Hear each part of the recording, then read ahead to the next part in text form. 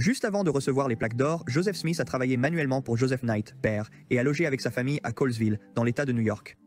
Voici quelques exemples des nombreuses façons dont la famille Knight a contribué à l'avènement du livre de Mormon et de l'Évangile rétabli.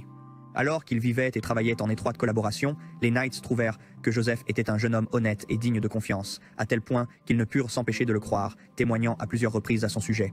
Joseph Knight Sr. passait la nuit à la ferme des Smith. Quand vint le moment de récupérer les plaques en 1827, près d'un an plus tard, Joseph Knight Sr. passait la nuit à la ferme des Smith.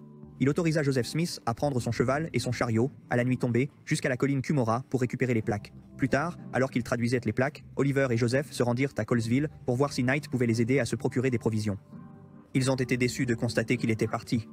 Mais, à leur grande surprise, Knight avait apporté, jusqu'à Harmony, de grandes quantités de poissons, de céréales et de pommes de terre, ainsi que du papier ligné nécessaire pour la transcription de la traduction du livre de Mormon dicté par Joseph. Selon Joseph Smith, c'est à cette occasion qu'il a reçu la révélation qui est maintenant publiée dans Doctrine et Alliance 12 pour Joseph Knight Sr. Dans cette révélation, le Seigneur informa Knight qu'une œuvre grande et merveilleuse était sur le point de se produire, et l'encouragea « Garde mes commandements et cherche à promouvoir et à établir la cause de Sion ». Les Knights l'ont fait et sont restés fidèles à Joseph tout au long de leur vie. Sans l'aide généreuse et répétée de Joseph Knight, il est difficile d'imaginer comment le livre de Mormon aurait pu voir le jour.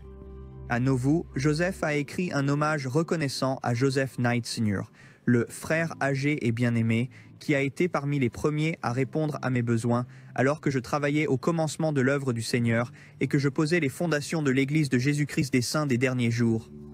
Pendant 15 ans, il a été fidèle et sincère, égal à lui-même, exemplaire, vertueux et bon, sans jamais dévier vers la droite ou la gauche.